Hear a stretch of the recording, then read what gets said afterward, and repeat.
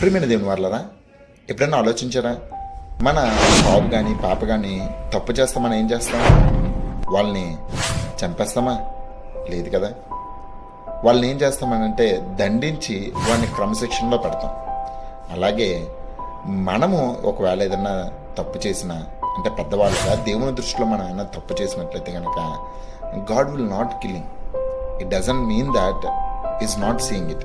అంటే అతను కూడా, దేవుడు కూడా ఏం చేస్తాడంటే కనుక మనల్ని కూడా దండించి మనల్ని క్రమశిక్షణలో పెడతాడు.